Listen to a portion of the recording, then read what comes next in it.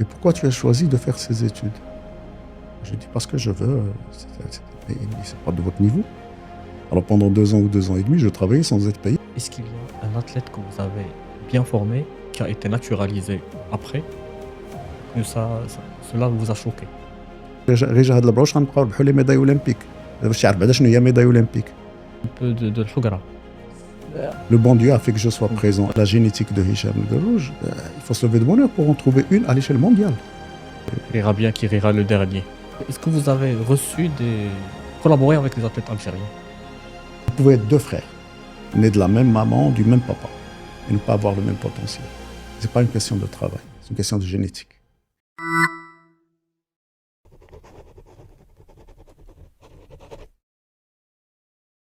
Mesdames et messieurs, bonjour et bienvenue dans Maroc Victoire, le podcast qui met en lumière les forces vives du Maroc, opérant parfois dans le silence, mais toujours en excellence.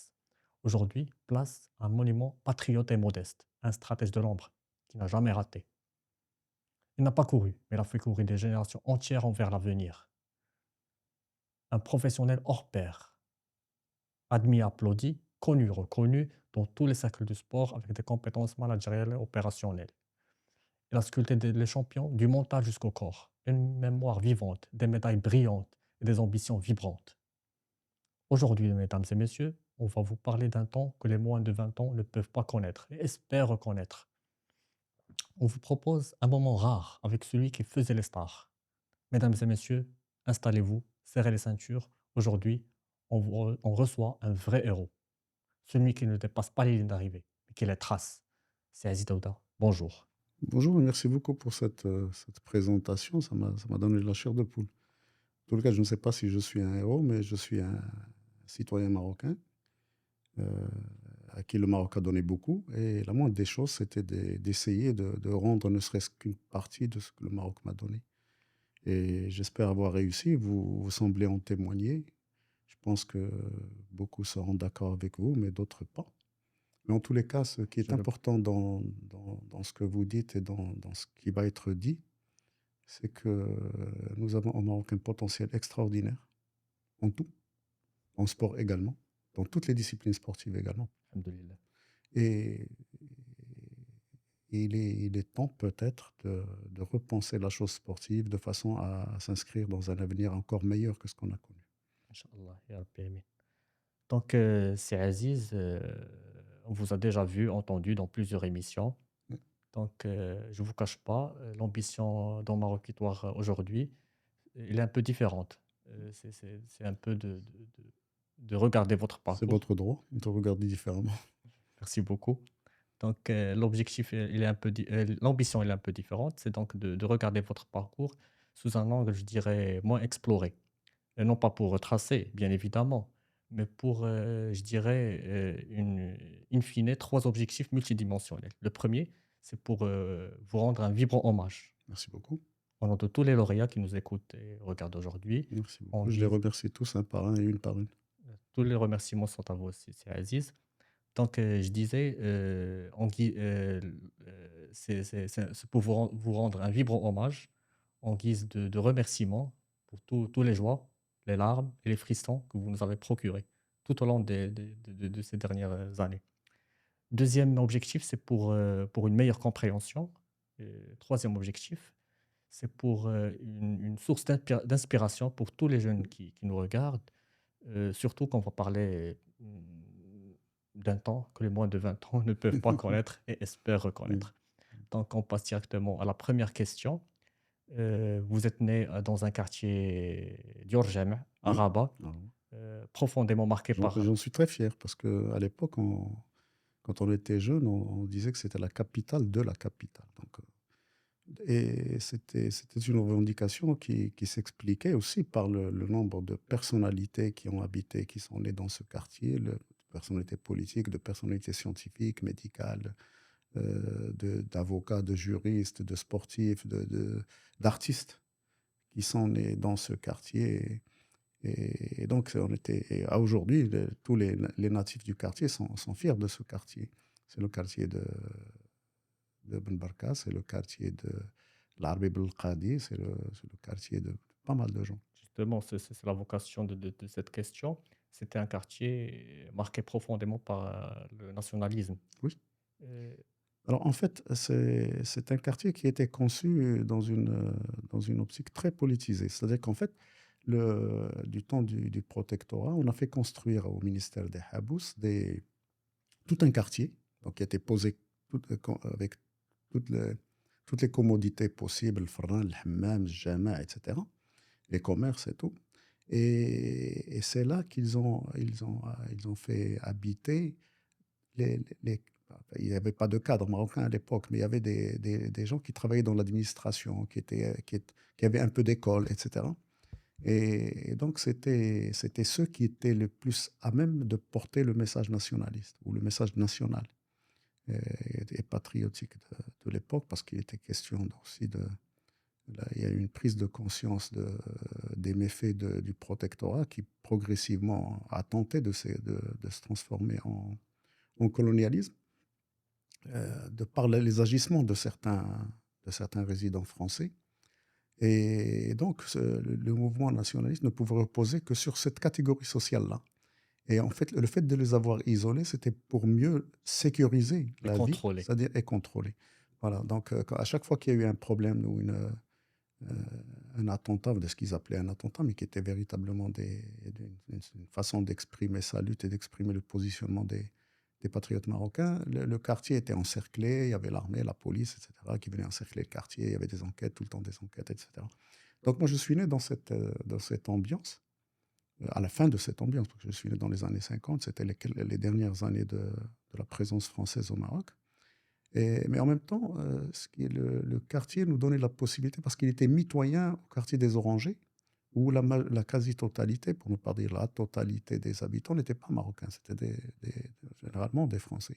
Mais on était en contact, parce que la jeunesse faisant, l'enfance faisant, on jouait ensemble.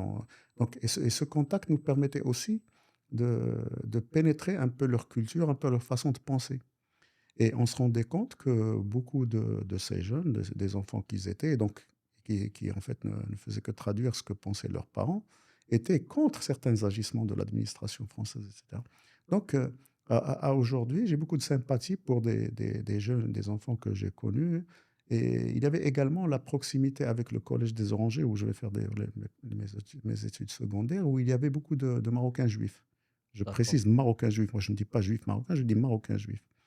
Et donc, ça nous a mis en contact donc, avec des cultures différentes, avec un ascendant surtout religieux différent, parce qu'il y avait des catholiques, des Français, et, et des orthodoxes, parce qu'il y avait aussi des gens d'origine russe. Il ne faut pas oublier que dans ce quartier-là, il y a l'une des églises orthodoxes, l'une des D'accord. rares qui existent au Maroc, sinon la seule qui existe au Maroc, qui avait été construite par des Russes. Parce qu'il faut se rappeler à la révolution bolchevique, des familles tout entières, je pense qu'il s'agissait si mes souvenirs sont bons, de quelques 3000 familles russes qui avaient émigré vers le Maroc. Et donc, ils ont construit une église orthodoxe qui existe aujourd'hui. C'est un petit chef-d'œuvre d'ailleurs architectural. Et qui fait que c'est un quartier qui n'était pas cosmopolite en lui-même, parce que dans le quartier lui-même, il n'y avait que des Marocains musulmans, mais qui étaient en contact Permanent. direct avec d'autres cultures et d'autres, je dirais, minorités de l'époque. D'accord, c'est Aziz. Mais justement, quel souvenir, vous a marqué, dans quand on parle de nationalisme, Alors, de la révolution? ce qui m'a marqué, ce qui m'avait fait pleurer en tant qu'enfant, c'est que il y avait à l'entrée une des entrées du quartier, il y avait un monsieur qui vendait du charbon, El Fakhr. Et ce monsieur c'est chez lui que les nationalistes, dont mon père, etc., cachaient soit leurs armes, soit les tracts qu'ils distribuaient, etc. C'était qu'ils les cachaient dans le charbon. Et donc, pensant que jamais les renseignements français n'allaient pénétrer ce secret. Et malheureusement, ils l'ont su un jour et ils sont venus et ils ont carrément fusillé ce monsieur qui est mort dans sa boutique. Et c'est quelque chose Vous a marqué? qui a marqué. Alors, du coup, par exemple, j'ai refusé, à l'indépendance du Maroc, j'ai refusé d'aller dans une école de la mission française. Parce que pour moi, c'était le summum de la trahison que d'aller dans une école de la mission française. Je ne dis pas que j'avais raison, mais si vous voulez, sur le champ, c'était ma façon peut-être à moi de ne pas accepter ce qui se D'exprimer passait. votre, Voilà, probablement. mécontentement. probablement. C'est Aziz, on passe à votre scolarité. Mmh, Vous étiez un étudiant, un élève brillant, mmh, tabarakallah. mmh. Allah يحفظ الوليدات, Inch'Allah. Si vous pouvez nous raconter un petit peu votre parcours scolaire et universitaire. Alors mon parcours scolaire, il est très simple parce que en fait, je suis né à la maternité de Rabat, mais j'ai grandi la 1re maison que louaient mes parents était à peut-être à 10 mètres de l'entrée d'une école. Donc, c'était l'école du quartier parce que je vous ai dit que Diourbel, c'est un quartier complet avec son école, en fait, sa pharmacie, ses boutiques, tout ce qu'il fallait. Et donc, du coup, ma maman n'a trouvé aucune difficulté à aller parler à la directrice parce que ma maman avait fait de l'école. Elle a fait partie des premières classes de femmes marocaines à Fès, donc, qui avaient fréquenté l'école moderne. Donc ma maman parlait un français excellent, était brillante et cultivée. Donc elle a été dire à la directrice que j'étais un enfant précoce et que si jamais il y avait possibilité de m'inscrire à l'école. Donc du coup, j'étais à l'école à l'âge de 5 ans. Donc j'étais Tabarakallah. tout petit et j'étais inscrit à l'école à l'âge de 5 ans en première classe de l'école primaire. Et donc j'ai fait une partie de ma scolarité dans cette école jusqu'à ce qu'il y ait eu un choix des meilleurs élèves de Rabat ou d'une partie des meilleurs élèves de Rabat pour les mettre dans une école pilote, qui était l'école régionale des instituteurs. En fait, c'est là où on formait les instituteurs. Et donc, on avait sélectionné les élèves pour cette école-là, où venaient, parce qu'il y avait à côté, attenant à l'école, et c'était une école, quand تسمى المدرسة الإقليمية, malheureusement, elle est en démolition aujourd'hui, un chef-d'œuvre qu'on est en train de démolir. Bon. Et donc, cette école m'a mis en contact avec des enseignants de très grande qualité, parce que c'était eux qui formaient les instituteurs. Alors, nous, on était tout le temps en classe, on avait tout le temps des instituteurs qui faisaient leurs pratiques derrière, qui étaient D'accord. assis derrière et à qui le maître, le professeur des écoles primaires aujourd'hui, nous on l'appelait le maître, à qui le maître donnait de temps à autre la possibilité de diriger la classe. Alors du coup, j'ai fait partie d'une élite. C'est une chance invraisemblable. Ce qui m'a servi par la suite à être, par exemple, quand j'ai été au collège des Orangers, c'est là mon premier contact avec le sport, avec le sport de performance. Quand j'étais au collège, euh, après donc le brevet, j'ai été orienté vers les sciences économiques. Le Maroc avait besoin, on avait estimé que le Maroc avait besoin d'économistes Économiste. et avait créé à l'époque des classes de sciences économiques. Et donc j'étais orienté vers les sciences économiques. Il y avait 3 classes au Maroc, il n'y en avait pas 4. Il y en avait 3. Il y en avait une à Fès, au lycée Moulay Idriss, une, je crois, à Mohamed V à Casablanca et une au Collège des Orangers à Rabat. Et donc là aussi, j'ai fait partie d'une élite. Et tout bonnement, il fallait, après le bac, on s'inscrivait tous à la faculté des droits et des sciences économiques, parce que c'était ça l'appellation. On rappelait que la faculté existait à Rabat avec une annexe à Casablanca. Il faut savoir que la vie universitaire à Casablanca a commencé par une annexe de la faculté de droit. D'accord. D'ailleurs, je crois que les cours étaient donnés dans des salles un peu. C'était même pas un bâtiment qui était dédié à l'enseignement, mais je crois que c'était du côté de l'UMT ou quelque chose comme ça. Il y avait une salle. C'était là-bas qu'il y avait écrit annexe de l'école de. Annexe. On ne pensait pas qu'un jour il allait y avoir de grandes universités à Casablanca à l'époque. Donc, et je parle des années 60, il n'y a pas un siècle, il y a quelques décennies. Mais si vous voulez, tout en poursuivant donc des études en sciences économiques, je me rendais compte qu'il y avait quelque chose qui manquait. Enfin, j'avais commencé à pratiquer l'athlétisme et à m'intéresser aux choses de l'entraînement. En fait, comme je maîtrisais un peu l'anglais, j'allais très souvent à un centre culturel américain qui a malheureusement disparu à Rabat, et où j'avais trouvé des livres, des écrits sur l'athlétisme, l'entraînement de l'athlétisme, etc. Je ne sais pas pourquoi ces livres étaient là. Je ne sais même pas si quelqu'un d'autre, autre que moi, les avait consultés un jour. Mais en tous les cas, j'ai commencé à consulter ceci et à comprendre certaines choses de l'entraînement. Je ne comprenais pas le substrat scientifique parce que je n'en avais pas les moyens, je n'étais pas encore formé, mais je comprenais un peu la logique. Et du coup, j'ai commencé à m'entraîner moi, mais à entraîner aussi des jeunes avec moi. Alors, du coup, la fédération s'était rendue compte à un moment donné, la chance que j'ai eue d'ailleurs de mon club, c'est mon club qui m'a donné la possibilité de pouvoir encadrer. Alors, tout en étant gamin, j'encadrais des gamins. Et c'est comme ça que le ministère de la Jeunesse et des Sports m'a donné la possibilité, m'a offert une bourse, etc., ce qui va être déterminant dans ma carrière. J'ai abandonné donc les sciences économiques au profit des sciences de l'activité physique. Alhamdoulilah, donc le facteur chance a aussi son rôle dans la carrière de Sir Aziz. Je ne sais pas si c'est de la chance ou des conjonctures qui ont fait que. Mais il fallait aussi du courage parce que quand on m'a proposé d'aller faire des études en sciences économiques, ça veut dire que j'ai arrêté, plutôt en sciences de l'éducation physique, de l'activité physique, j'ai arrêté les sciences économiques. C'était un choix. C'était un choix qu'il fallait assumer. Donc, heureusement que mes parents, mon père en l'occurrence, m'avait encouragé dans ce choix en me disant, bon, si c'est ça que tu veux faire dans ta vie, vas-y. Et L'enseignement. c'était une aventure que j'avais tentée parce que j'étais quasiment le premier ou le deuxième à avoir fait ce choix au Maroc. Et c'était quand même risqué parce que je ne savais pas ce qu'allait être ma carrière par la suite. Bon, le temps a fait que je sois réconforté dans mon choix et j'en suis heureux. Alhamdoulilah. Est-ce qu'il y avait un professeur qui vous a marqué? Ah, beaucoup, très nombreux. D'abord, à l'époque, on faisait de l'éducation physique à l'école primaire, ce qui n'est plus le cas, hélas, malheureusement, malheureusement. Parce qu'à l'époque, c'était le ministère de la Jeunesse qui était chargé, le ministère de la Jeunesse et des Sports, qui était chargé de l'éducation physique dans les écoles primaires. Donc, il y avait des moniteurs, on les appelait à l'époque moniteurs, qui venaient nous enseigner l'éducation physique, enfin nous faire pratiquer un peu d'exercice physique, mais d'une façon scientifique, systématique, etc. C'était très intelligent. Et donc, ça nous a fait aimer le sport.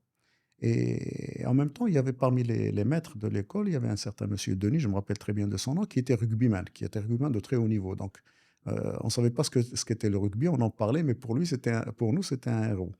Alors, les gens qui m'ont marqué, ben, je me rappelle toujours des noms d'Ali Belkadi, de Madani, etc., qui étaient les premiers enseignants que j'ai eu en éducation physique. Puis par la suite, au collège, j'ai eu encore d'éminents sportifs qui étaient enseignants à l'époque. Massardier, Mazouz, Madani, que je retrouve de l'autre côté. Enfin, des enseignants d'un très haut niveau qui avaient, qui avaient une bonne formation, parce qu'à l'époque, on formait bien les enseignants d'éducation physique, et qui, tout naturellement, vous faisaient aimer le sport par leur comportement. Parce qu'à l'époque, il faut se rappeler que les modèles, le modèle de l'enseignant aimé par les élèves, c'était en premier le professeur d'éducation physique. Parce que c'est une matière où je dirais, où il y avait pas des notes Non, non, si, il y avait des notes, mais le comportement, parce que d'abord, c'est quelqu'un généralement de très propre, de tout le temps de rasé, classe, rasé de près, élégant, qui était dans la proximité avec les élèves. C'était pas le prof de mathématiques qui venait donner son exactement. cours et qui s'en allait quand la cloche sonnait. Lui, il était en contact direct. C'est celui qui rigole le plus avec les élèves. C'est celui qui écoute les élèves et qui les comprend le plus. Empathique avec les élèves, Voilà, beaucoup d'empathie. d'empathie. Et donc, c'était le modèle. Maintenant, dans ma génération et quelques générations après, si vous leur demandez quel est le professeur qui vous a le plus marqué durant votre C'est le scolarité, on va professeur vous parler de profs d'éducation d'éducation physique. physique. Mm. Exactement. Donc, on revient à votre maman, c'est Aziz. Mm. Allah yarhamha. C'était l'une des premières femmes à avoir eu la chance d'être dans une école moderne à l'époque. C'est un choix de mon grand-père, de posséder l'Erhamo, Allah yarhamha. qui avait une seule fille, alors il était concessionnaire de gaz. C'était lui le distributeur. À l'époque, on appelait ça le gaz. Mais c'était en fait du fioul qui était distribué dans les maisons. C'est avec ça qu'on faisait la cuisine. Avant qu'il y ait le gaz, le gaz butane qui, par la suite, Classique. va faire disparaître ce qu'on appelait, nous, le gaz. Et Boissidi, pour ses affaires, etc., n'était pas enfin, il n'était pas doué. Il était doué, mais euh, il fallait de l'écriture, il fallait de la comptabilité, il fallait des choses. D'ailleurs, il va abandonner ce métier parce qu'il s'est rendu compte que c'était un peu trop pour lui ce qu'on lui demandait. Parce qu'à un moment donné, on lui a demandé de transformer sa concession et de créer des stations d'essence. Et lui, il avait trouvé compliqué, donc il a vendu sa concession et il s'est retiré de ce métier. Mais lui, il avait placé, il voyait qu'autour de lui, les jeunes filles françaises allaient à l'école. Les jeunes filles françaises pouvaient devenir infirmières, secrétaires, en fait, travailler, etc., et participer à la vie sociale et économique. Et il s'est dit, pourquoi pas ma fille? Et c'était quand même au début des années 30, fin des années 20, début des années 30. Et c'était compliqué. Et dans le milieu, dans sa famille, dans le milieu, dans le quartier, etc., c'était un peu mal vu. Mais il avait insisté, il avait eu cette intelligence son intelligence à lui a marqué ma maman, bien évidemment, a marqué moi, mes sœurs et frères, et est en train de marquer aujourd'hui nos enfants, parce que tout le monde s'estime être le descendant de cette dame et de l'esprit qu'elle nous a inculqué à nous, que nous essayons Alhamdoulilah. disons, de maintenir. Mais votre maman, Allah yarhamha, qu'est-ce qu'elle a transmis de si précieux à si Aziz?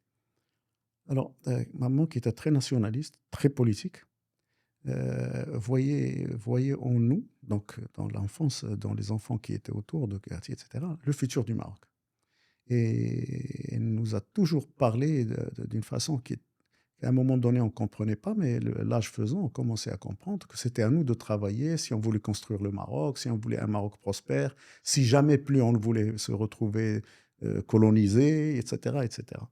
Et elle avait l'intelligence de, de nous faire rêver d'un avenir meilleur, mais pas basé sur un passé forcément. Parce qu'aujourd'hui, ce qu'on peut reprocher à la société, c'est qu'on Il y a essaye de toujours une revenir en arrière pour... C'est pas vrai du tout. référence. Regarder vers l'arrière, c'est très bien pour l'information, pour savoir d'où on vient, mais c'est surtout vers l'avenir qu'il faut être tourné.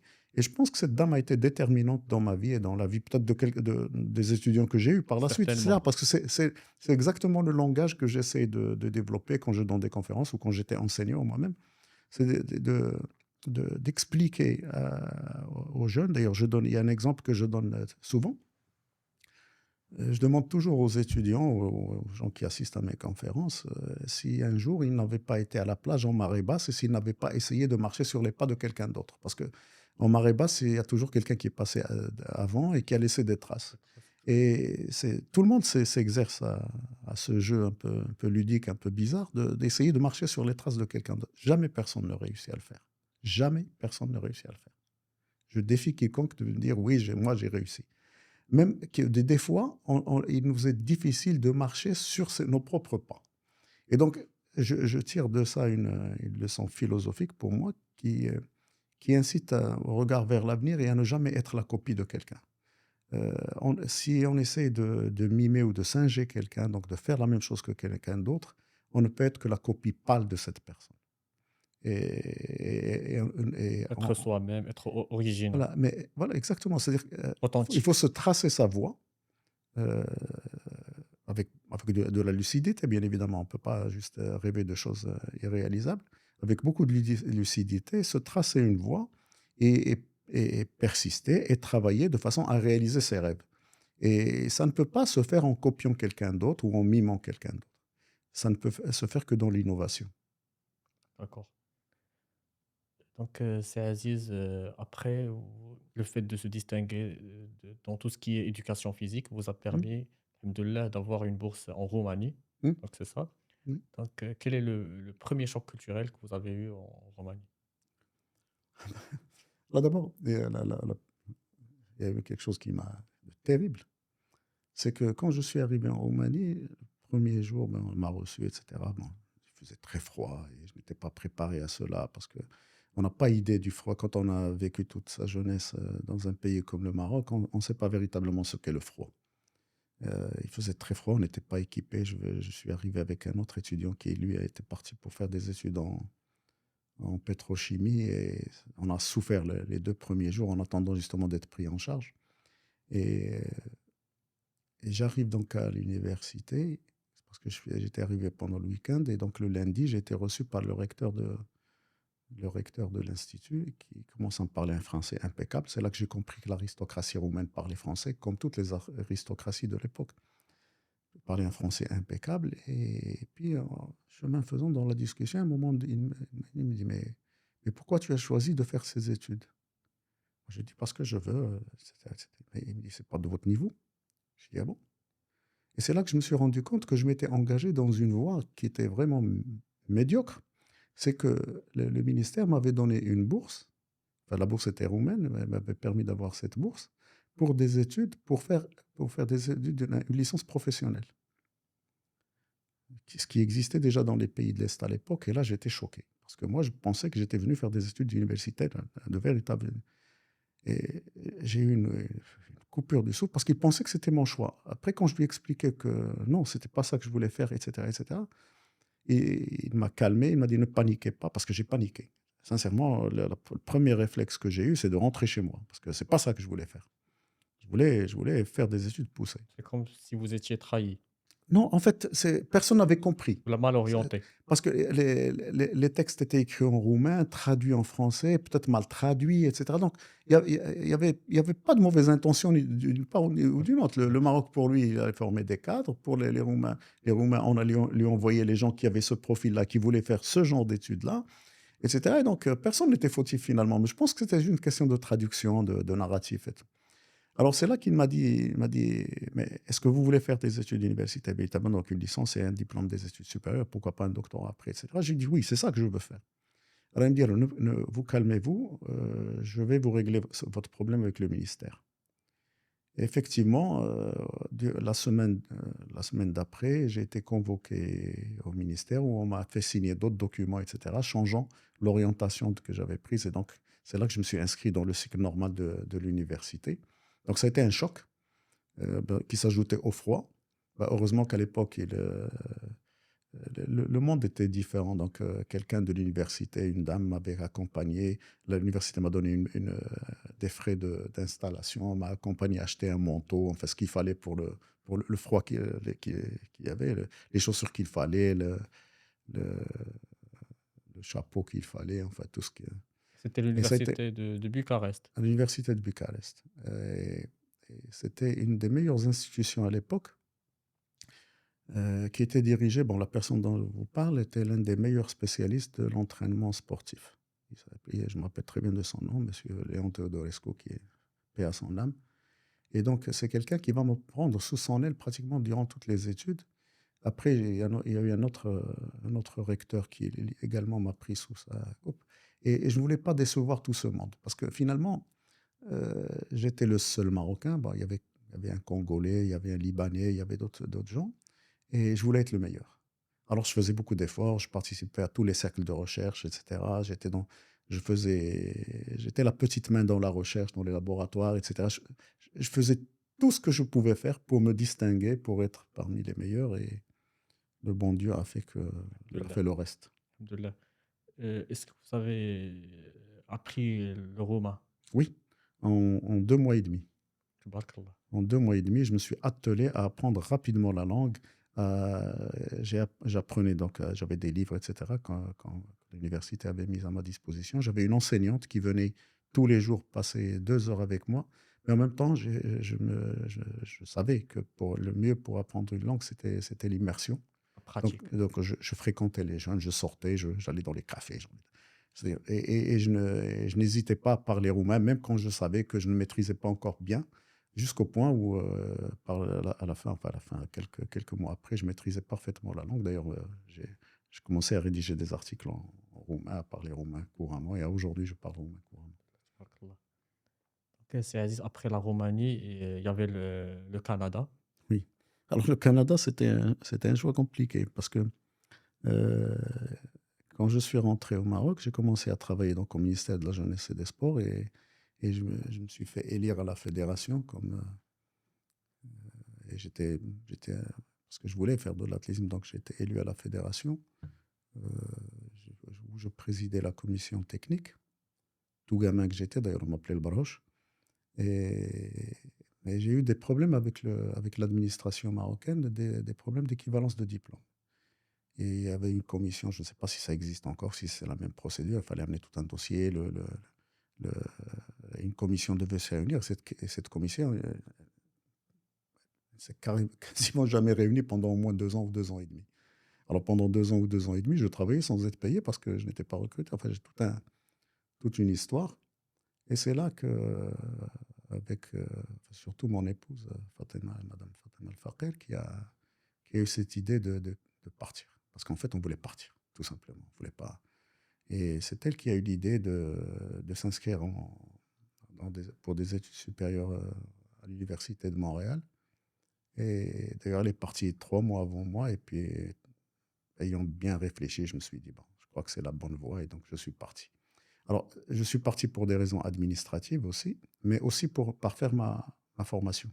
C'est-à-dire qu'en matière d'entraînement, j'avais très vite compris que le cœur même du métier d'entraîneur, c'est la physiologie. C'est la base même de tout ce qui se passe. Parce que c'est ce qui explique ce qui se passe dans notre corps et donc ce qui explique ce que peut faire un entraînement, comme effet, donc ce qu'on peut récolter ou pas de l'entraînement, des intensités, de la dureté de l'entraînement, enfin de tous les indices de l'entraînement. Et la physiologie est la base de ces choses-là. Et je me suis dit, si je vais au Canada, je vais faire de la physiologie. Et d'ailleurs, j'ai été faire de la physiologie. Ma femme a fait de la psychologie. Moi, j'ai préféré de la physiologie. Et ça m'a beaucoup aidé par la suite dans ma carrière parce que ça a été vraiment le déclic. D'accord. Donc avec du recul, c'est Aziz, entre le Maroc à l'époque, la Roumanie et le Canada. Mm. Quel constat vous avez, quel constat vous avez eu sur les méthodes d'éducation physique entre les trois pays à l'époque? Alors, euh, à l'époque, déjà, il faut comprendre que les régimes socialistes de l'époque, communistes de l'époque, reposaient beaucoup sur l'image. Et le seul domaine où ils pouvaient véritablement rivaliser avec l'Occident, c'était l'activité physique, c'était le sport, la performance sportive. Et donc, les sportifs étaient portés en héros.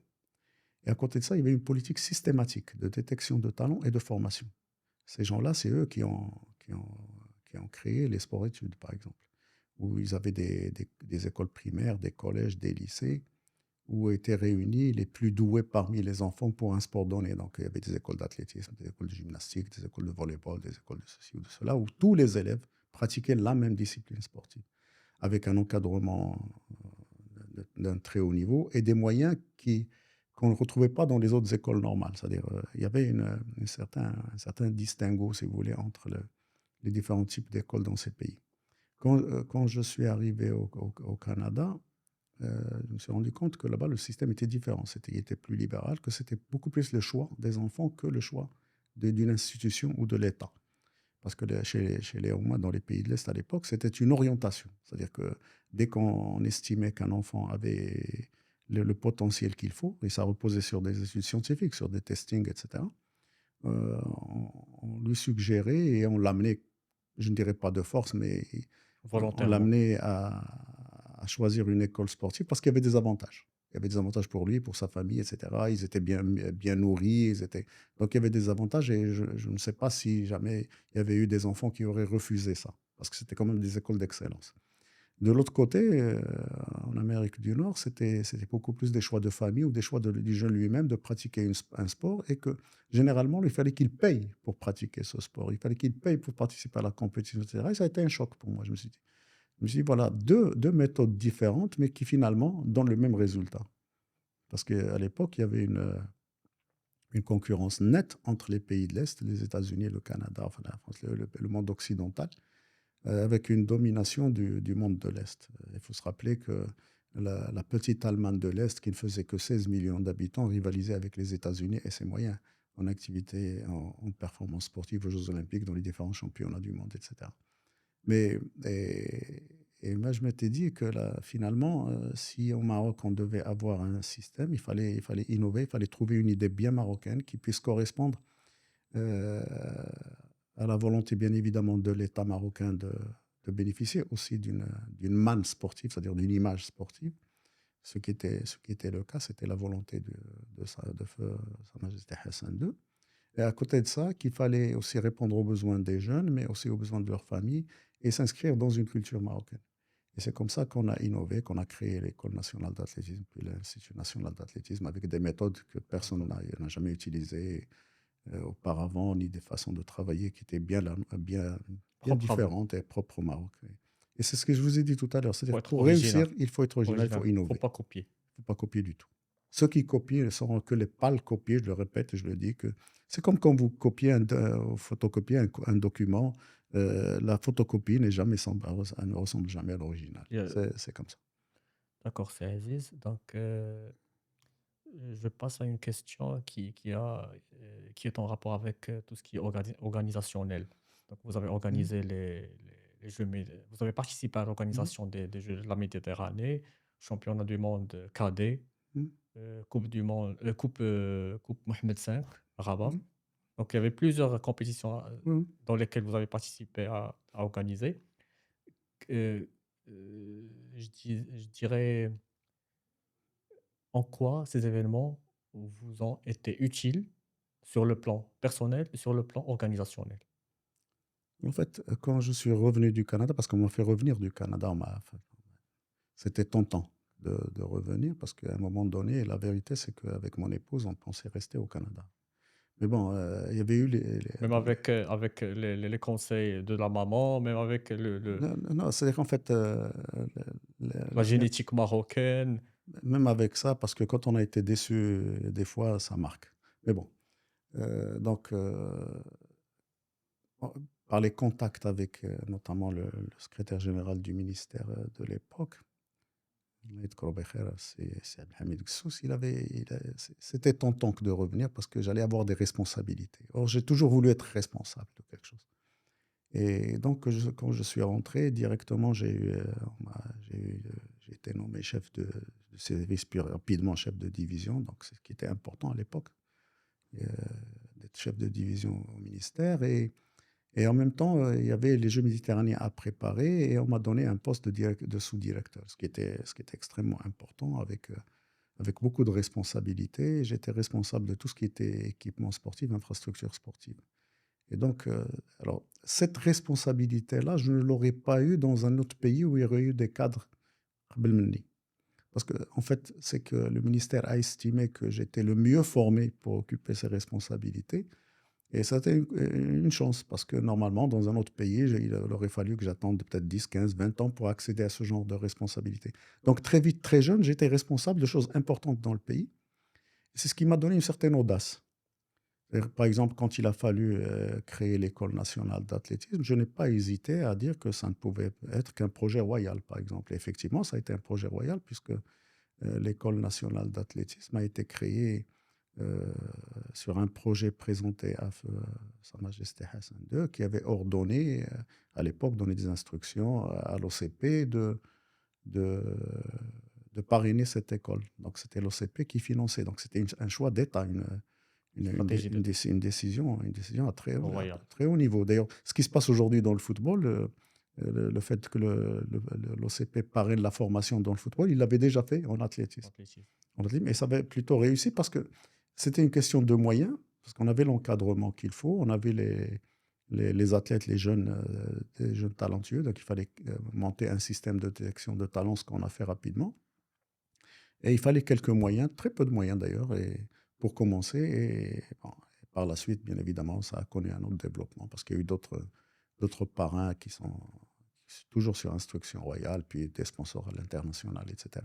Donc, cette responsabilisation très jeune m'a donné la possibilité de pouvoir être entreprenant et d'avoir cette audace de proposer des choses qui apparemment ne semblent pas très cohérentes, très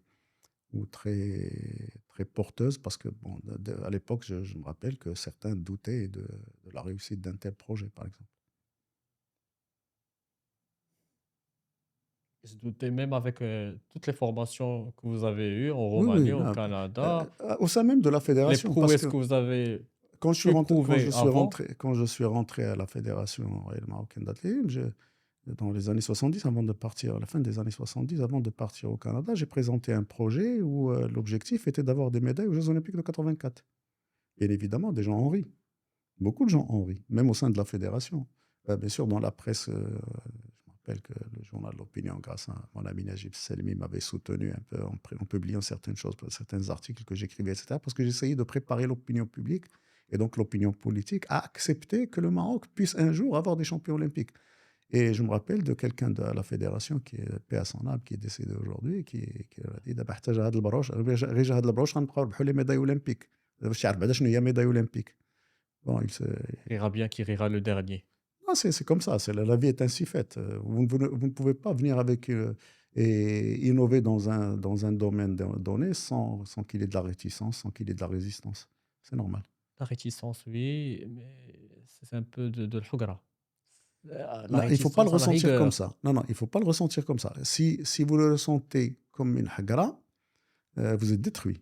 Non, il faut le sentir comme une possibilité qui vous est offerte pour lutter davantage, pour asseoir vos idées et pour les concrétiser. Il ne faut jamais sentir le mahgour. Non, jamais, jamais, jamais. En fait, هذاك اللي بغى يحقرك راه هو اللي تيتحقر، هو اللي تيحقر راسه في Exactement. الواقع. Mais il faut, quand on a une idée, bien sûr, avec de la cohérence, etc., il faut juste lutter jusqu'à ce qu'elle se réalise. C'est tout. Alhamdoulilah. Absolument. Ça s'est réalisé, alhamdoulilah, avec la Bien sûr. victoire de Nawal, Alors, justement, en 84, effectivement, on a eu 2 médailles olympiques. exactement. Nawal Moutaoukil en premier, puis Saïd Aouata le lendemain. Et avec un finaliste, parce qu'en 84, donc j'étais revenu au Maroc, on avait pris la décision de n'amener aux Jeux olympiques en athlétisme que des athlètes qui avaient réalisé le minima olympique. Parce qu'auparavant, c'était des sélections. La fédération se réunissait, elle sélectionnait un peu. Je ne sais pas comment ils faisaient, mais bon, c'est pas la peine de s'attarder Pas au sur ces pif, choses-là. Et ils le faisaient à leur manière. Et moi, j'ai imposé que ce soit des, le des, minima. des athlètes qui réalisent les minima et rien d'autre. Et il y avait 3 athlètes qui avaient réalisé les minima. Fouzi Lebi, au 800 mètres, qui va faire la demi-finale des Jeux Olympiques. On a tendance à l'oublier, mais c'était déjà une réalisation de voir un Marocain en demi-finale des Jeux Olympiques. Puis Saïd Aoueta et Nawal Moutaoukil, qui étaient tous les deux vont remporter des médailles olympiques historiques pour le Maroc parce que ça a déclenché par la suite tout le process. D'accord. Mais je reviens à la question de tout ce qui est organisationnel. Oui.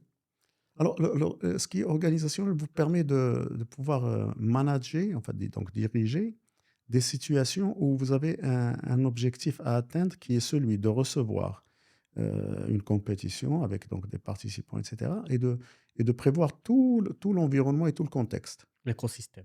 Voilà. Et de le créer, parce qu'il n'existe pas. Quand vous organisez, je ne sais pas moi, par exemple, pour organiser la Coupe du Monde que le Maroc va abriter en 2030, bon, il y a un comité d'organisation, etc., donc il est en train de créer les conditions.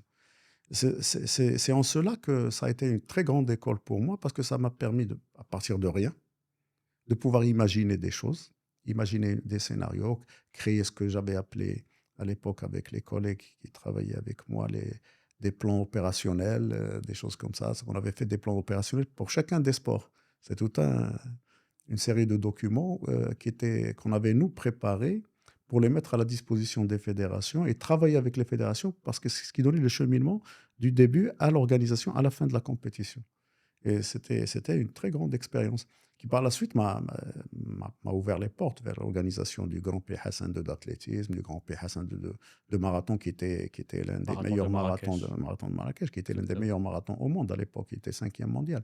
Et donc, d'organiser des championnats du monde de cross qui, à aujourd'hui, restent les meilleurs championnats du monde jamais organisés. Tout le monde le reconnaît à l'échelle internationale. De commencer le meeting de Rabat, bon, le Grand Prix Mohamed VI d'athlétisme, qui est devenu une Diamond League, a existé auparavant comme un meeting du Grand Prix de la Fédération internationale. Donc, beaucoup de manifestations comme ça. Et je me disais qu'au minimum, chaque 2 années, je devais organiser quelque chose. Au minimum, chaque 2 années. Pourquoi? Parce qu'organiser au Maroc, c'est permettre d'abord à la population de toucher à la chose. Parce qu'à l'époque, bon, les athlètes marocains couraient à l'étranger, très peu au Maroc. Donc, il fallait créer un meeting pour que les gens viennent voir les athlètes marocains courir ici. Organiser les championnats du monde, c'est permettre au public d'abord de vivre un événement important, mais aussi à la jeunesse de découvrir et aussi aux athlètes nationaux de se produire devant leur public et donc de performer devant leur public, Pour etc. leur Les famille. championnats du monde de 2005, on les a préparés, on les a organisés dans l'optique de permettre à la nouvelle génération de s'exprimer. Donc, et Dieu sait qu'à l'époque, en 2005, on avait recensé 32 athlètes potentiellement très grands athlètes par la suite, donc qui avaient toujours tous très bien performé à Marrakech. Et, et à côté de ça, on voulait que ce championnat puisse leur servir de tremplin. C'est-à-dire c'était la possibilité pour eux de s'exprimer chez eux, mais de comprendre qu'effectivement, ils avaient le talent et le potentiel pour devenir de grands champions. Donc, et c'était en même temps une répétition avant les championnats du monde qu'on devait organiser, les championnats du monde d'écran, qu'on devait organiser soit en 2011 ou en 2013. Un projet qui malheureusement a été abandonné. Pourquoi? Ben, j'avais quitté la fédération. Je sens que le projet n'était pas abouti parce qu'on a pris la chose personnelle. Parce que Non, non, comme pas si du le tout. projet est lié Je ne pense, à... je ne sais pas. Je ne sais pas ce qui s'est passé. Je ne peux pas préjuger de ce qui s'est passé. Mais ce que je sais, c'est que la Fédération internationale était d'accord, qu'on avait tenu des réunions euh, entre le président de la Fédération internationale, bien sûr en présence de Siaouzel, qui était président de la Fédération marocaine, avec Cédric Jto, alors chef du gouvernement, etc., avec le général Hassim Bessimal, qui était qui était président du comité olympique. Donc, on était très avancé dans ce dossier, très, très avancé. Malheureusement, c'est un projet qui n'a pas abouti. Ah, Jamil, Bah, écoutez, il y a des choses comme ça. La vie est ainsi faite. exactement. Donc, c'est Aziz. euh, Vous avez participé aux plus grandes victoires du Maroc Hmm. dans l'athlétisme. Je vais choisir quelques événements phares Marhaba. et, si vous permettez, commenter ces événements. C'est la victoire de Madame Nawal Moutouakil. Mhm, Il y avait un bouquet de fleurs mhm. donné, offert par Monsieur Mehdi Farid, Allah Moi, yarhamou. je vais raconter cette histoire. En fait, Exactement. le matin de la finale d'Iel Nawel, Mehdi, Allah yarhamou, est venu avec un bouquet de fleurs que j'ai trouvé dans le couloir. Enfin, il cherchait ma chambre. Parce qu'on habitait, je me rappelle qu'on habitait à l'UCLA, à l'Université de Californie, à Los Angeles. L'Université californienne à Los Angeles. C'était le village olympique. Et avec les fleurs, il m'a dit je veux offrir ça à Nawal parce que je veux être le premier à la féliciter. En fait, c'était le matin de la finale, elle n'avait pas encore couru. Et j'avais trouvé ça fantastique. Donc, je lui ai montré la chambre, on a toqué à la porte, Nawal a ouvert la chambre et Mehdi lui a offert ses bouquets de fleurs. Ça va. Et je voyais ses yeux illuminés comme ça, fantastique. C'était un moment de bon augure. C'est-à-dire que quelqu'un de la valeur humaine de Mehdi Faria, parce que Mehdi Faria n'était pas qu'un entraîneur, c'était un humaniste aussi.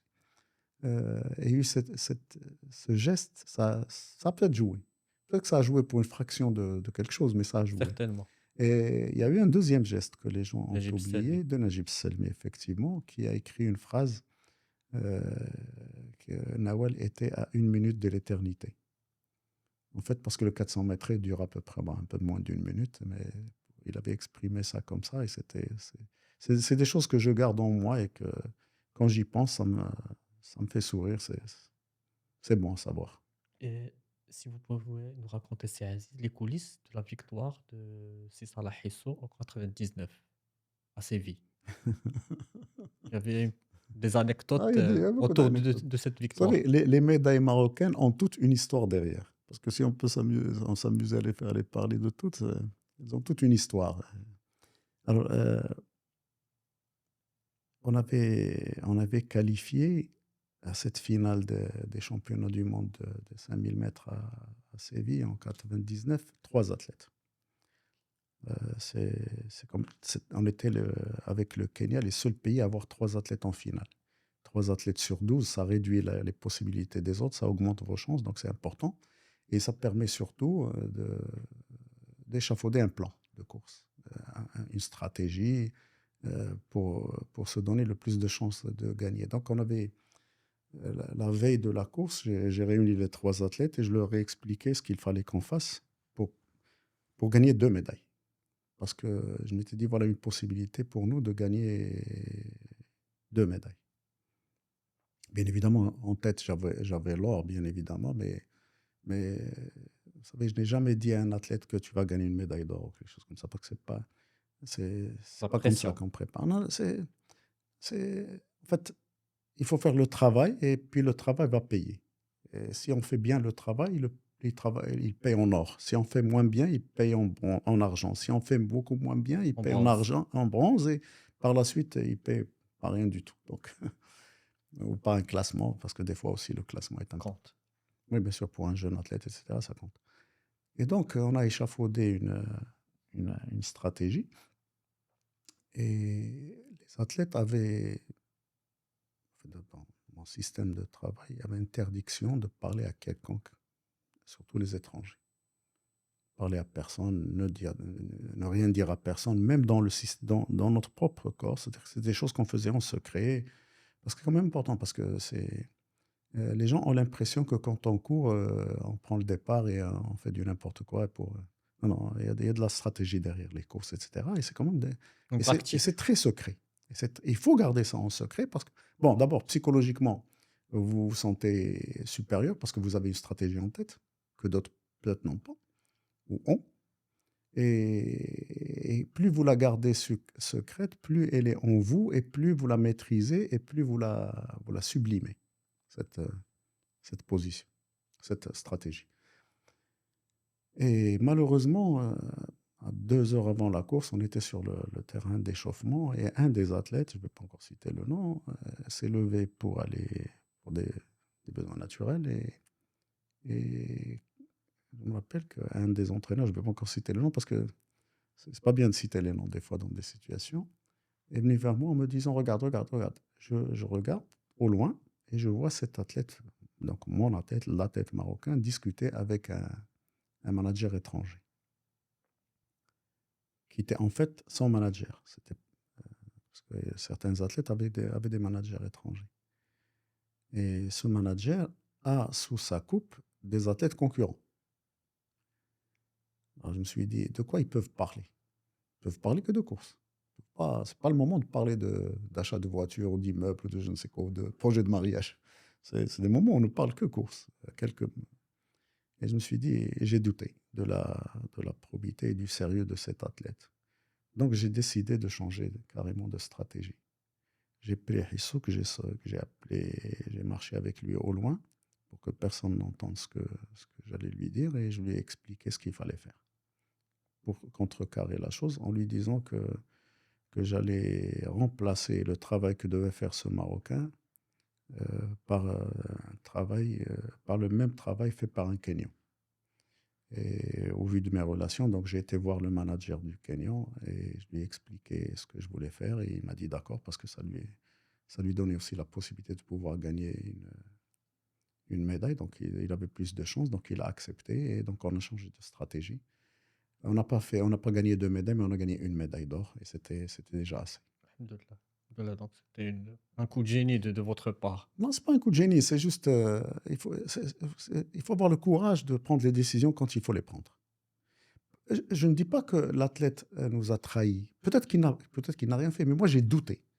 Et vous savez, quand vous êtes dans une situation comme ça, où vous essayez de glaner le Graal, c'est-à-dire avoir une médaille olympique, une médaille au championnat du monde, un titre aussi important, vous n'avez pas droit à l'erreur. Et vous ne pouvez pas juste tergiverser et commencer à dire oui, peut-être que non. Il faut prendre une décision et l'assumer. Donc j'ai pris une décision, je l'ai assumée. Je n'accuse pas l'athlète nous avoir trahis ou quoi que ce soit, mais j'ai douté. Et bon, ce doute, il fallait que je L'athlète, le concrétise différemment. entre guillemets, doute, il a appris ce changement de stratégie Non, il ne pouvait pas après, mais l'apprendre parce que je ne l'ai pas mis au courant. non, non, Il a pris dans après. la course. Il a pris dans la course, ça l'a déboussolé. Est-ce qu'il a réagi après? Non, Après la il ne course. pouvait pas réagir. Non, non, je ne pense pas. Je ne pense pas. Je ne veux pas le penser, en tous les cas. Je ne peux pas le penser. Donc, Mais ce comportement était inacceptable. C'est-à-dire, c'est bon. je l'ai beaucoup plus sanctionné que accusé. D'accord, parce qu'il y avait des directives, fallait respecter les directives. Exactement, exactement. Parce que en cela, je n'ai jamais douté de ce que j'ai échafaudé comme tactique. Jamais, d'ailleurs, je l'ai discuté avec les athlètes parce que c'est important, c'est eux qui allaient exécuter. On en discute, on en parle, etc. On essaie de perfectionner avec des idées, etc. Jusqu'à ce qu'on se mette d'accord sur la chose. Et une fois qu'on est d'accord, c'est le Coran. Exactement. Donc, c'est Aziz, il y a deux événements qui restent et Hmm. que je vous demande, s'il vous plaît, D'accord. de les commenter. Donc, il y a l'événement où si Hicham Grouj Hmm. a battu le record du monde, 3,26. Est-ce que Hmm. vous pouvez nous raconter les coulisses? Je vais raconter cela, je vais vous raconter la médaille de Khalid Skah, qui est aussi une D'accord. anecdote. Alors, Hicham El Guerrouj, quand il est arrivé, enfin, je l'ai découvert moi personnellement dans un championnat du Maroc de cross-country qu'on avait couru à l'aéroport de Safi. Il faut se rappeler, il faut savoir que Safi avait un aéroport. Il était un peu à l'extérieur de la ville, c'était un champ, un terrain presque abandonné où on avait organisé un championnat du Maroc de cross. Et c'est là que j'ai vu ce jeune qui n'était pas parmi les premiers, il était je sais pas, dans les 10 premiers ou dans les 15 premiers, je ne me rappelle plus exactement, mais qui avait de la qualité. Donc, j'ai demandé à ce qu'on me l'amène, on me l'a amené et je lui ai demandé واش تقرا مزيان واش تقرا oui تنقرا واش تقرا مزيان شويه parce qu'à l'époque j'avais de la difficulté à recruter des athlètes qui avaient une bonne scolarité pour une raison très objective, c'est que pour vivre du sport c'est très compliqué et ne peut vivre du sport qu'un sportif sur 10 000. 1 sur 10 000. Donc la probabilité est très réduite. Donc quelqu'un qui avait une bonne scolarité, il avait la chance de faire partie, lui, des 99 900 qui pouvaient vivre de leur scolarité. Et donc il ne fallait pas tenter de... Et je lui ai dit, bon, si un jour tu as des difficultés en classe ou si un jour tu veux changer de vie, etc., tu viens me voir à l'institut. Je lui ai indiqué où. Il m'a dit, d'accord. Quelques mois après, je vois arriver le petit jeune de Berkane qui vient avec son sac. Ils étaient deux. Il m'a dit, j'ai arrêté la scolarité. Parce que, on le sait, jusqu'à aujourd'hui, il y a un problème qui s'appelle déperdition scolaire au Maroc, qui malheureusement, euh, malgré tous les efforts, connaît des taux qui ne sont pas normaux. Mais voyant ce gamin qui devait avoir 14-15 ans venir de lui-même dire que j'ai arrêté la scolarité, c'est pas acceptable non plus.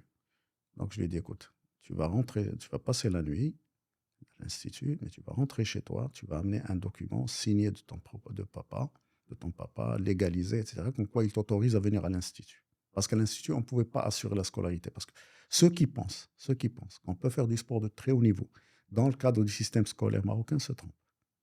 Il y a un seul pays où ça réussit, c'est les États-Unis. Parce qu'ils font des aménagements très spécifiques et très avantageux pour les sportifs. Aucun autre pays au monde ne le fait. Donc, donc les sportifs qui réussissent à la fois leurs études et le sport de très haut niveau ne sont pas légion. On peut les compter sur le bout des doigts, même à l'échelle mondiale. Parce que c'est compliqué. Vous ne pouvez pas travailler pendant 6 à 7 heures par jour d'entraînement et pouvoir suivre une scolarité normale. C'est pas compatible, malheureusement.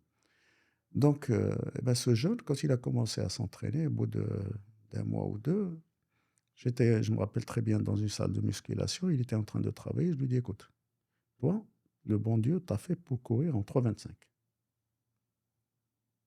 Il m'a regardé, il a rigolé parce que timide qu'il était, et puis le respect qu'il me devait, etc.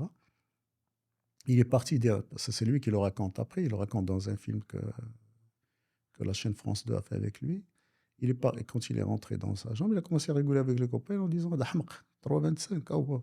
Lui, il était à 3,40 et quelques à l'époque, et le record du monde était à 3,28 ou 3 quelque chose. Et donc, il voyait une distance énorme entre lui et ce record du monde. Et donc, pour lui, c'était. Donc, il en a rigolé. Et tous les copains ont rigolé, etc. Et donc, quand il est arrivé à maturité, qu'on a décidé de faire cette tentative du record du monde, on a tout fait pour que ce soit 3,25. Donc, ce qui était programmé, c'était 3,25. Donc, d'ailleurs, on a amené un des lièvres qui allait aider à donner le tempo, parce que c'est une question de tempo et de rythme, etc. Était médaillé olympique. Ce n'était pas n'importe qui allait tirer la course. Parce qu'on peut pas, à ce niveau-là, il faut que ce soit des athlètes de très haut niveau. Ce n'est pas n'importe qui peut faire lièvre dans ce genre de course, etc. Et bon, donc pour nous, c'était 3,25 quelque chose. En fait, c'était moins de 3,26. Et bon, la chance, d'abord, il faisait très chaud, très humide à Rome. Le stade étant fermé, il n'y a pas beaucoup d'air, donc on respire un peu mal, etc. Et il y a eu un petit moment sur à peu près 50 ou 60 mètres où Hicham avait un peu baissé les bras. C'est la fatigue, c'est normal. À ce niveau-là, c'est quand même quelque chose Très compliqué. bien sûr, il faut le faire. Il faut être Hicham El Guerrouj pour faire ça. D'ailleurs, c'est pour ça que ça dure depuis longtemps, ce record. Et sur la piste, on rentrait toujours, moi et l'entraîneur Abdelkader Qada, et on se mettait, lui, à 50 mètres du départ, enfin de la ligne d'arrivée, et moi à 150 mètres, c'est-à-dire le milieu des virages, pour parler à l'athlète, pour lui rappeler. Parce que, vous savez, il y a un moment où l'athlète Se peut, déconcentre. non, non, il peut perdre de la lucidité. Il ne se déconcentre pas, mais il peut perdre de la lucidité. C'est-à-dire ne plus ressentir, ne plus avoir l'image de lui-même. Parce que, vous savez, la performance sportive repose beaucoup sur l'image. Donc, il s'imagine en train de courir. Et donc, il ne voit pas, il regarde pas ses bras, mais il regarde dans sa tête. Et il peut perdre de la lucidité avec la fatigue et penser qu'il est en train de faire le geste comme il faut alors qu'il ne le fait pas convenablement. Donc, on lui rappelle ça. Et ça réveille. Et donc, c'est quand il est arrivé à mon niveau que j'ai commencé à lui crier les bras, les bras, les bras, les bras, les bras, les bras. Peut-être il avait perdu cette lucidité, peut-être sur 10, 15, 20 mètres, 50 mètres, je ne sais plus. Parce que quand je vois la course, elle est filmée de loin et donc je n'arrive pas à voir à quel moment Hmm. le, Abaisser la... le balancer des bras n'était plus aussi efficace qu'il devait être. Et donc je lui rappelle ça, et il se rappelle rapidement, il reprend ses bras, etc. Et à l'arrivée, le chrono s'arrête sur 3:26:00. On Vous aurait pu avez faire gardé 3:25:99, mais on a fait 3:26:00 et c'est resté dans l'histoire. de l'air. Alors, la médaille d'Al Khalid Skah. Alors, à l'époque, moi, je n'étais pas à la fédération en 92 et c'était le ministre Abdelatif Smelali, Allah yarhamou, qui m'avait amené un peu en récompense à mon travail et surtout parce qu'il enfin, il était inspiré. Il s'est dit peut-être qu'il va me servir à quelque chose, je ne sais pas. Donc, il m'avait dit de venir aux Jeux Olympiques et je suis donc allé aux Jeux Olympiques. On était euh, assis à regarder la finale des 10 000 mètres. Et puis, juste en bas, une ou deux rangées devant moi, il y avait la délégation, les gens de la délégation italienne. Et à un moment donné, enfin, quelqu'un que je connaissais très bien, l'italien, il dit à l'arrivée, il dit à un de ses collègues euh, qu'il fallait déposer des réserves parce qu'ils peuvent prouver que Hemmo Boutib a aidé Khalid Skah, ce qui n'est pas permis dans les Jeux Olympiques. Et que si Khalid Skah est donc éliminé de la course, le quatrième, qui était italien, un athlète qui s'appelait Antibo, allait passer troisième. Et donc l'Italie pouvait gagner une médaille. Et donc ils ont couru déposer cette réserve, parce qu'on a une demi-heure après la course pour déposer les réserves. Donc ils sont partis déposer les réserves. Entre-temps, moi, quand j'ai entendu cette discussion, j'ai été voir le responsable de l'époque, je ne vais pas encore citer de nom, pour lui dire attention, il faut aller faire quelque chose, il y a un risque. Il m'a dit d'accord. Bon, je sortais du terrain avec les athlètes qui étaient avec moi, Sabidouane, Sahir Abdelaziz, je les cite parce qu'ils sont témoins de. Et à ce moment-là, je vois trois journalistes marocains, Mustafa Bdari, Khadmiri Khan et Ahmed Sabbar, qui viennent en courant vers moi avec le communiqué, parce qu'on était dans la sortie, on sortait en public. En fait, ils cherchaient le responsable marocain pour lui dire attention, Ska a été disqualifié. Et donc, avec le document, ils couraient, ils m'ont trouvé, ils m'ont dit bon, écoute, voilà. J'ai dit mais je peux rien faire parce que je n'ai même pas le badge pour l'accréditation qui me permet d'aller au secrétariat de la compétition, etc., pour faire quoi que ce soit. Ils ont commencé à m'engueuler. Et ils avaient raison. Donc, je me suis dit, bon, il faut que je fasse quelque chose. Mais je ne sais pas quoi faire. Je ne savais pas quoi faire parce que je n'avais pas la possibilité, disons, matérielle de pouvoir me rendre au secrétariat là où on devait déposer les réserves. Alors, du coup, je me suis dit, bon, ça m'a secoué. Je me suis dit, oui, il faut faire quelque chose. Donc, je reviens vers le stade. Et là, je me présente à une des portes qui donnait les lieux sur le bas du terrain où il y avait les secrétaires. On me dit, non, vous n'avez pas le numéro qu'il faut dans l'accréditation. Et juste à côté, il y avait l'entrée officielle du stade olympique de Barcelone. Et il y avait des chefs d'État qui sortaient. Et tout le système de sécurité était tourné donc sécurisant les chefs d'État qui sortaient, parce qu'aux Jeux olympiques, il y a toujours de très grandes personnalités qui viennent voir. Et je me suis faufilé, je suis rentré. Une fois à l'intérieur, j'ai juste renversé mon badge pour qu'on ne voit pas le numéro que j'ai. Je suis descendu. Je connais un peu la configuration des stades, donc je sais à peu près où se trouvent les choses. Donc je suis descendu et j'ai trouvé quelqu'un de la délégation marocaine qui avait déposé des réserves. J'ai demandé, alors, comme enfin, le fait d'être connu à l'échelle internationale, ça aide beaucoup. J'ai demandé à celui qui était responsable, donc, qui était directeur technique de la Fédération internationale, je lui ai dit, je vais voir les réserves. Et quand j'ai lu le document rédigé par le responsable marocain, j'ai trouvé que c'était pas percutant.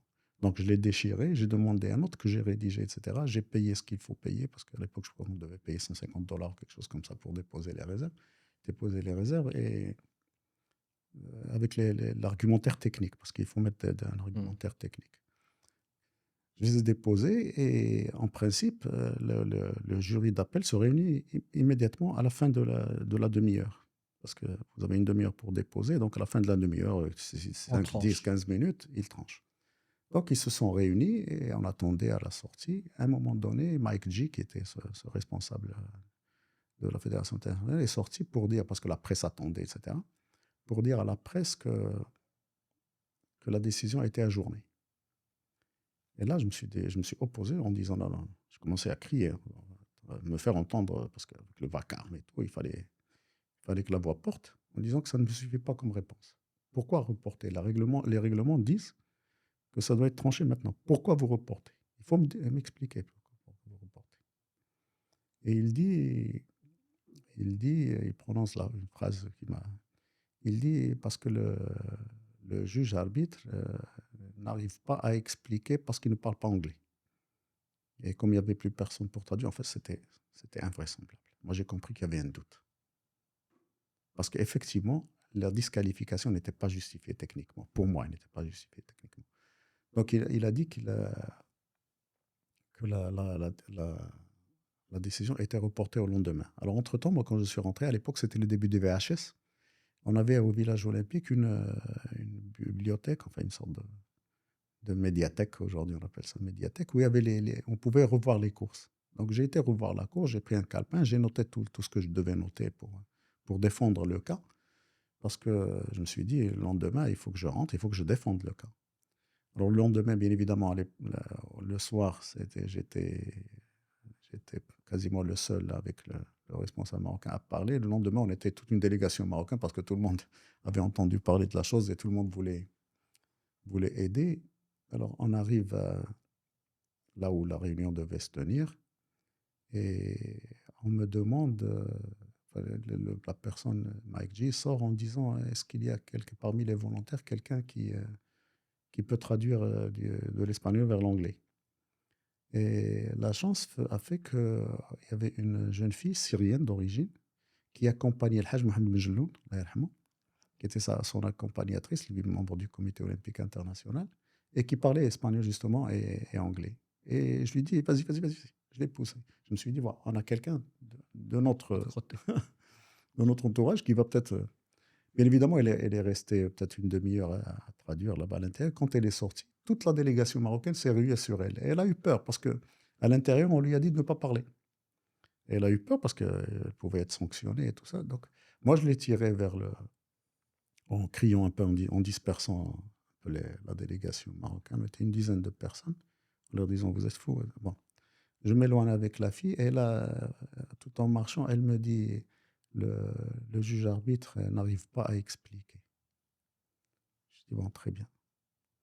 Donc j'ai pris cette information, je me suis dit, c'est sur ça que je vais appuyer. Et 2 minutes, 5 minutes après, on m'a convoqué, je suis rentré. Et ils étaient en pause café. Alors, le président de la Fédération Nebbiolo, paix à son âme, me dit, prends un café. Je prends un café. Je me suis dit, c'est de bon augure. S'il m'invite à me prendre un café, c'est de bon augure. Ils reprennent la séance, je m'assois. Il me regarde. Il me dit, qu'est-ce que tu as à dire sur ça? J'ai dit, bon, président, je ne peux pas dire plus que vous avez vous-même conclu. C'est un non-sens que de disqualifier un athlète pour une faute qu'il n'a pas commise. Aucun athlète n'a commis de faute. Bon, ça m'a pris peut-être 1 minute, 1 minute 30. En fait, je n'ai rien dit de précis, mais j'ai juste joué sur le fait qu'ils avaient un doute. Et bien sûr, dans les cas, bon, la justice, le bénéfice du doute, toujours en faveur de l'accusé. Donc l'accusé, c'était Khalid Skar en l'occurrence. Et c'est là que le président me dit, ben, félicitations, bravo, ça a été une grande victoire, etc., etc., etc. Et il a demandé donc aux membres du conseil qui étaient réunis s'il y avait quelqu'un qui s'opposait. Personne ne s'est opposé. Donc la décision a été prise que Ska était réhabilité et avait gagné sa médaille. c'est un moment que je revis très souvent quand je vois sur Facebook ou sur d'autres médias cette fameuse course de 10 000 mètres de Khalid Skah. Ça me rappelle cet effort que, bon, le bon Dieu a fait que je sois présent. Et Alhamdoulilah. d'ailleurs, Abdelatif Smelali, Allah yarhamou, quand je lui ai annoncé, parce qu'il était là avec nous, quand je lui ai annoncé, quand je suis sorti et que je lui ai annoncé la victoire, il m'a dit, bah, tu vois que j'ai de bonnes idées de temps à autre. La bonne idée, c'est qu'il m'a amené avec lui. Alhamdoulilah. Alhamdoulilah. Donc, c'est Aziz. Il nous reste deux petites questions. Sans problème. Euh, je vais ouvrir le volet de naturalisation. Mm. Est-ce qu'il y a un athlète que vous avez bien formé, qui a été naturalisé après, que cela vous a choqué? Non, aucun. Je vais vous dire. Euh, les naturalisés, ils sont de trois catégories, de trois types d'athlètes.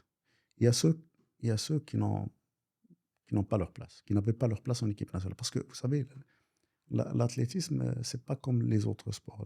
L'athlétisme a une spécificité, c'est que il nous vous permet d'engager aux championnats du monde et aux Jeux olympiques et dans les autres Jeux africains, méditerranéens, etc., que 3 athlètes au maximum. Que fait le quatrième, le cinquième, le sixième? Et quand vous avez en face les 3 premiers qui sont extrêmement forts, qui sont immuables, par exemple, qui allait concurrencer Hicham El Guerrouj un jour? Vous voyez. Donc, des fois, le quatrième, le cinquième, le sixième sont tentés de faire des choses. On leur donnait la possibilité de s'exprimer parce qu'on les a amenés au championnat d'Afrique, on les a amenés au championnat arabe, mais ce n'est pas la même chose.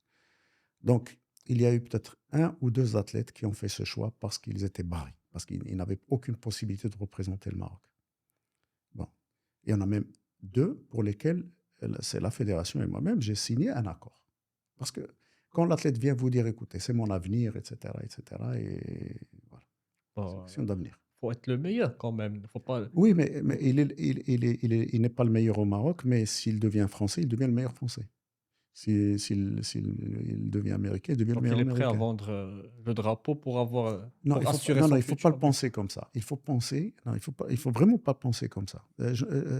C'est pas pour les défendre, mais parce que pour moi, il y a une logique derrière. C'est que c'est des gens qui vivent de ce sport.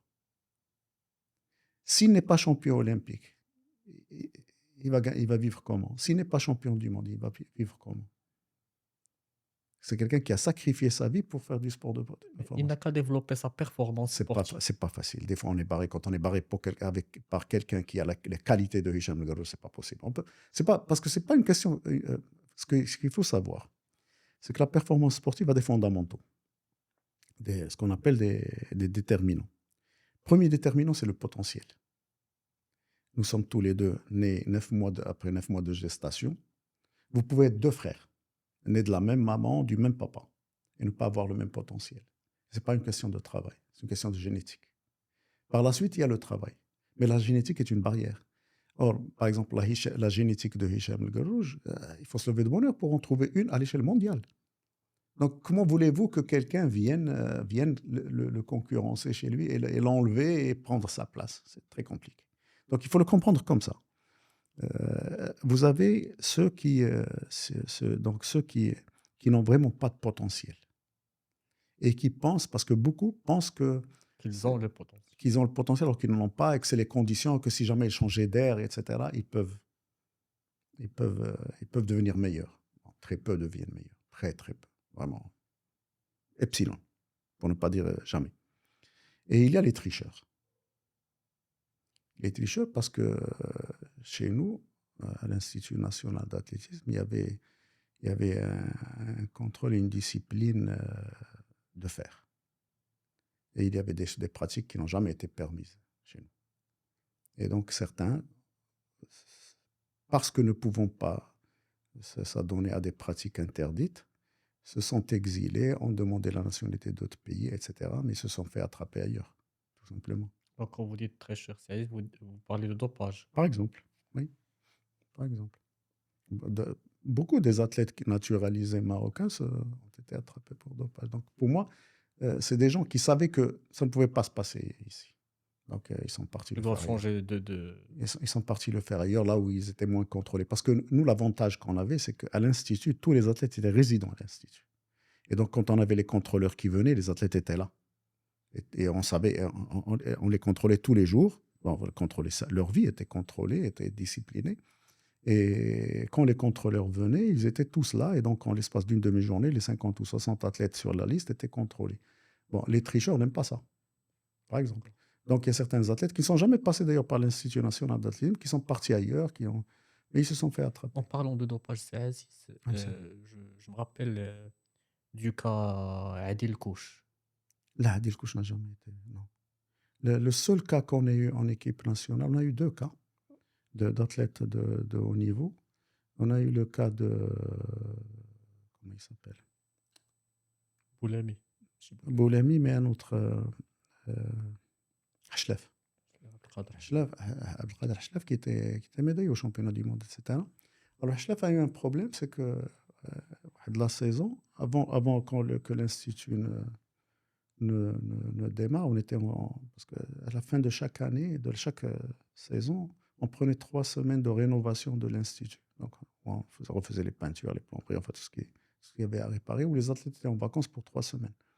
C'est tout ce qu'ils avaient comme vacances dans l'année. Et il était venu s'entraîner et il a reçu une épine de pain dans l'œil. Mhm. Et son œil a enflé, etc. Donc il est parti voir un ophtalmo et l'ophtalmo lui a donné de la cortisone. Euh, bon, l'ophtalmo ne savait pas que c'était dopant et l'athlète ne savait pas que c'était dopant. Par la suite, il a été contrôlé. Malheureusement, il était contrôlé positif. Et à l'époque, on venait juste de changer de règlement où il n'y avait pas d'excuse parce qu'il fallait qu'on écrive, qu'on envoie un fax à la Fédération internationale demandant une dérogation pour utiliser ça, ce qui n'avait pas été fait parce qu'on était en vacances, il n'avait parlé à personne. Donc il s'est fait attraper dans un contrôle inopiné le lendemain ou sur le lendemain. Et ça, on a bataillé, mais on n'a pas D'accord. réussi à l'innocenter. Et le cas Boulami, qui est un cas d'école à Cas aujourd'hui, d'école, parce que pour moi, je persiste et je signe, et selon les experts que nous avons consultés, et le cabinet d'avocats espagnol euh, de Barcelone, parce qu'on avait pris un cabinet d'avocats spécialisé pour défendre le cas, et j'avais été moi-même devant le TAS pour défendre le cas, je suis persuadé qu'il y a du non-sens dans cette sanction de Boulami. Boulami, ils ne peuvent pas prouver qu'il a été dopé. d'accord, c'est Aziz.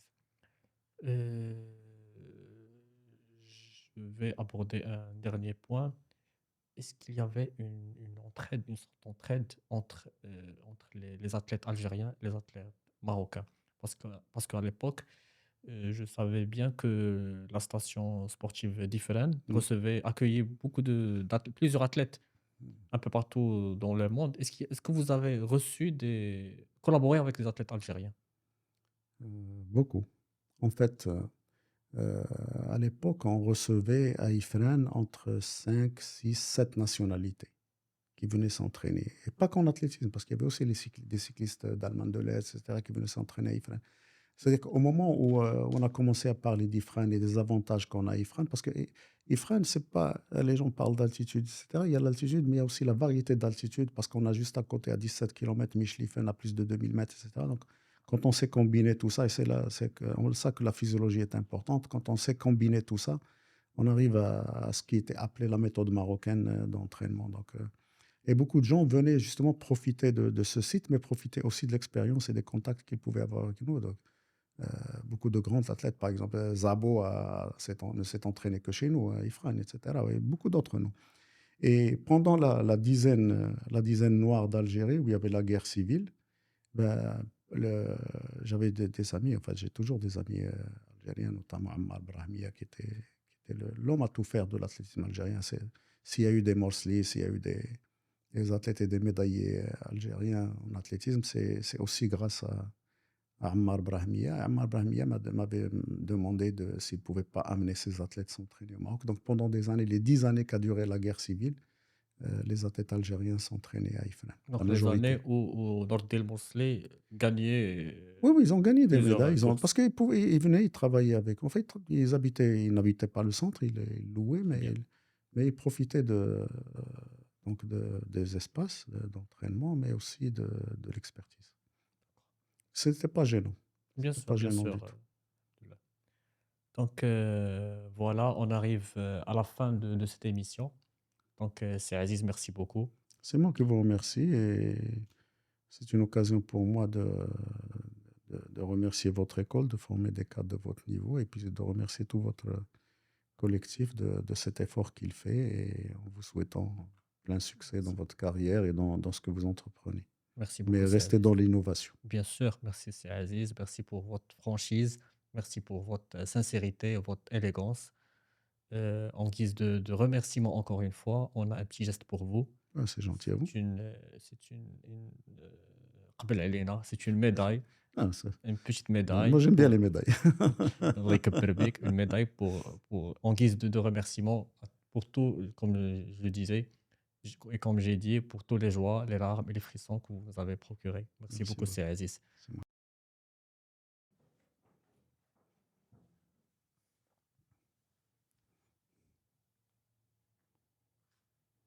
Ah, c'est gentil à vous. C'est Maroc Maroc Victoire. Victoire. C'est Vous gentil êtes à une vous. victoire Ben pour voilà. nous. Merci beaucoup, c'est Merci beaucoup Aziz. à Maroc Victoire. Lertek. Donc, c'était Maroc Victoire, des récits pleins d'espoir. Merci.